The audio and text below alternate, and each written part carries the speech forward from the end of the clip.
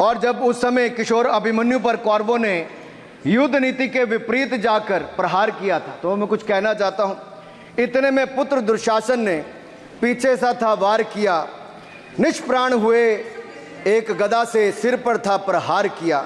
मां धरती की गोद में वह आंख मूंद कर सो गया, अंबर का तेजस्वी तारा धूमकेतु सा खो गया। लेकिन कोई तारे का तेज फीका नहीं कर सकता, वीर गति पाकर अमर हुआ हो कभी नहीं मर सकता है। पुत्र सुभद्रा कुरुक्षेत्र में जिसकी अमर कहानी थी, 9 माह में सीखी विद्या जब 16 साल जवानी थी।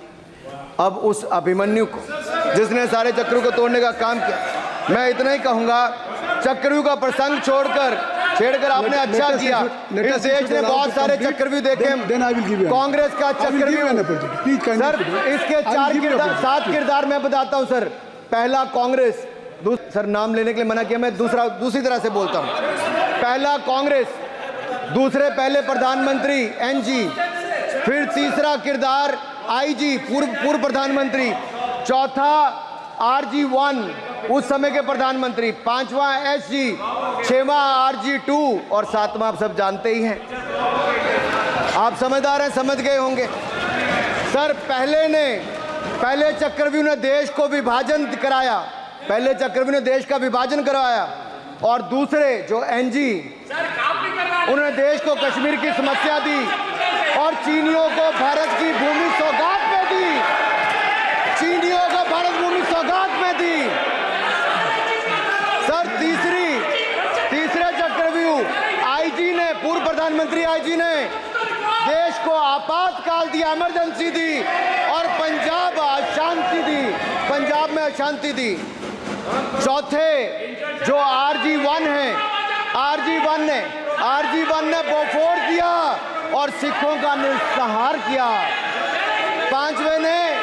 पांचवें जो ऐसी हैं, उन्होंने सनातन धर्म परंपरा के प्रति नफरत का नैरेटिव बनाया, 12 लाख के करोड़ के घोटालों को संरक्षण प्रदान किया, देश की आर्थिक अर्थव्यवस्था को भंवर जाल में फंसाया। और छठे ठहरे आप, जिन्होंने पिछले 15 सालों में देश की राजनीति, संसदीय परंपरा और संस्कृति को इतना नुकसान पहुंचाया जितने कि ये बाकी 6 मिलकर चक्रव्यूह एक साथ मिलकर भी नहीं कर पाए। और रही 7वीं, उनका मैं नाम नहीं लूंगा, मैं इतना ही कहूंगा सभापति जी, 7 चक्रव्यूह ने मिलकर देश को गरीबी, भूखमरी, आतंकवाद, कट्टरवाद जैसे अनगिनत दुष्चक्रों में फंसा दिया था। देश को हमने इन आपके दुष्चक्रों से बचाया है, आजाद कराया, और माननीय प्रधानमंत्री मोदी जी के नेतृत्व में विकास रथ को आगे बढ़ाया। आज दुनिया में भारत को 5वीं बड़ी अर्थव्यवस्था बनाया। आप जिस अभिमन्यु को घेरने की कोशिश पिछले 22 सालों से कर रहे हैं, गुजरात से लेकर दिल्ली तक, आपके योद्धा और आपकी सरकारें निपट गई, लेकिन आप उनको घेर पाए क्योंकि वो जनता के दिलों में बसे हैं। आज यहाँ 293 अभिमन्यु बैठे हैं, भले ही आपके पास करण जैसे धुरंधर हो, शकुनी जैसे कुटिल रणनीतिकार हो, धर्म हमारे साथ है, धर्म हमारे साथ है। भले ही आपके पास नारायणी सेना हो, लेकिन स्वयं भगवान कृष्ण हमारे साथ है, स्वयं भगवान कृष्ण हमारे साथ है।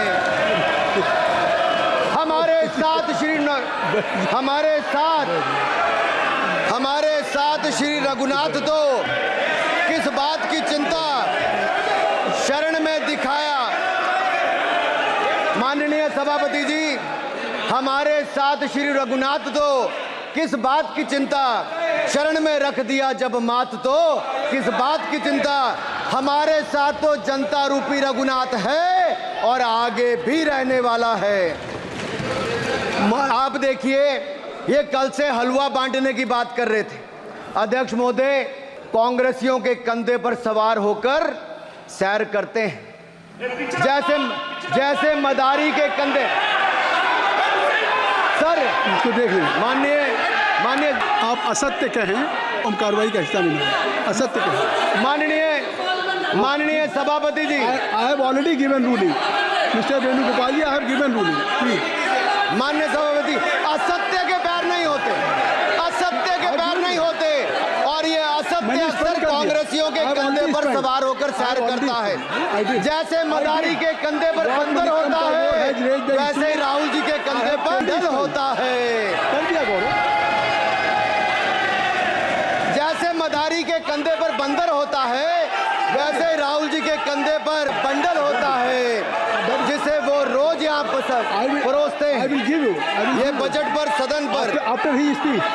माननीय सभापति जी, जिस व्यक्ति को बजट निर्माण की प्रक्रिया का पता ना हो, संसदीय कार्य में रुचि ना हो, मात्र अध्यादेश को फाड़ने का काम किया हो, उससे क्या अपेक्षा की जा सकती है?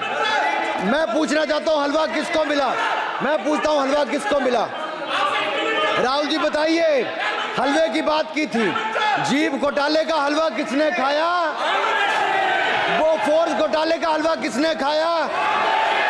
अंतरिक्ष देवास घोटाले का हलवा किसने खाया? नेशनल हेराल्ड के घोटाले का हलवा किसने खाया? सबमरीन घोटाले का हलवा किसने खाया? अगस्ता वेस्टलैंड घोटाले का हलवा किसने खाया? 2G स्कैम हलवा किसने खाया? कॉमनवेल्थ स्कीम का हलवा किसने खाया? कोयला घोटाले का हलवा किसने खाया? वाल्मीकि योजना घोटाले का हलवा किसने खाया? चारा घोटाले का हलवा किसने खाया? यूरिया स्कैम का हलवा किसने खाया? राहुल जी, हलवा मीठा था या फीका? माननीय सभापति जी, कुछ लोग ओबीसी की बात करते हैं। मैं ये कहता हूं, इनके लिए ओबीसी है। गौरव सुनिए, गौरव बड़ा इंपॉर्टेंट है। आप kindly address to the chair. माननीय सर, इनके लिए ओबीसी का मतलब है only for brother in law commission, only for brother in law commission. और only for brother in law commission के लिए काम करने वाली पार्टी अदर बैकवर्ड कास्ट की बात करती है तो आर्नी को भी पंखे के साथ लटकर आत्महत्या कर लेनी चाहिए। मतलब जिस पार्टी ने अपने पार्टी के अध्यक्ष जो एक पिछड़े वंचित समाज से आते थे, उनको धोती से खींचकर पार्टी से बाहर निकाल दिया हो, उसके शहजादे हमें ज्ञान बांट रहे। अरे साहब, इनको पहले तो एलओपी का मतलब समझना पड़ेगा। ये लीडर ऑफ प्रोपेगेंडा नहीं, लीडर ऑफ ऑपोजिशन है। इसका मतलब लीडर ऑफ ऑपोजिशन है। सर, ये लीडर काइंडली लिसन मी। माननीय अध्यक्ष जी, माननीय अध्यक्ष जी, जवाब आपका दे रहा हूं। माननीय सभापति जी, माननीय मंत्री जी, सुनिए। माननीय गौरव जी, आप या माननीय सदस्य जो कह रहे हैं, मैं समझता हूं कि माननीय राहुल जी एलओपी, उन्होंने भी बात कही सरकार पे या सरकार के मंत्रियों के लिए नाम लिया, तो इसका जवाब अगर वो दे रहे हैं, अनपार्लियामेंट्री वर्ड जो होगा इसको मैं स्पंज करता हूँ। मैं अनपार्लियामेंट्री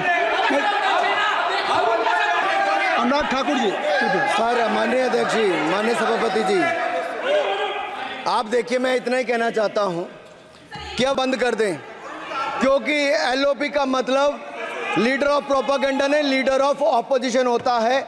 अब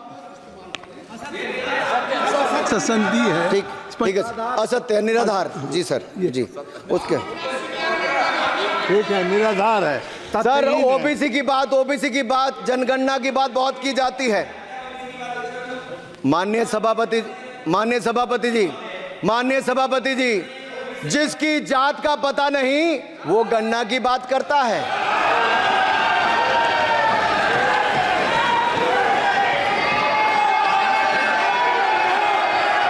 जिसकी जात का पता नहीं वो गणना की बात करता है।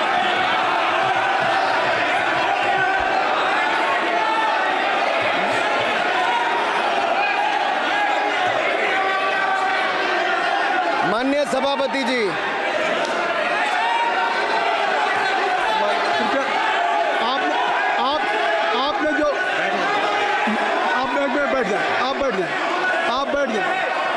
आप बैठ जाएं। माननीय अखिलेश जी, आपने जो बात उठाई है मैं उसको दिखवा लूँगा। मैं आपकी बात को ले रहा हूँ। उन्होंने जो बात कही है, आप जो विरोध कर रहे हैं मैं उसको दिखवा लूँगा। आपने जो बात कही उसको मैं दिखवा लूँगा। अनुराग जी, माननीय सभापति जी, कृपया आप लोग बैठ जाएं। आप बैठ जाएं। अच्छा, आप बैठ जाएं। आप बैठ जाएं। आप बैठ माफी, आप बैठ जाएं। ठीक है।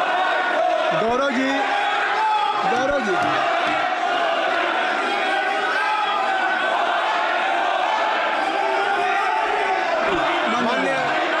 माननीय सभापति जी, मैं आपको याद कराना चाहता हूँ, इसी सदन में एक पूर्व प्रधानमंत्री जी ने RG1 ने ओबीसी को आरक्षण देने का विरोध किया था। RG1 ने ओबीसी को आरक्षण देने का विरोध किया था। एक मिनट माननीय मंत्री जी, एक मिनट। लीडर ऑफ अपोजिशन बोलना चाहते हैं, आप लोग बैठ जाएं। माननीय मंत्री जी की स्पीच, माननीय अनुराग जी की स्पीच खत्म हो जाए। बैठे आप लोग बैठ जाएं। मैं आपको सर, उन्होंने मुझे इंसल्ट किया, मुझे बोलने दीजिए। उनकी बात खत्म हो जाए। सर, उन्होंने इंसल्ट किया मुझे। उसके बाद मैं आपको अवसर दूंगा। नहीं सर, नहीं, उनके बाद अवसर दूंगा। आपको अवसर दूंगा। बैठ जाएं। आप बैठ जाएं, अवसर दूंगा। उनकी स्पीच खत्म हो जाए। प्लीज आप बैठ जाओ। अनुराग जी, कल किस चीज को इंसल्ट कर रहे थे?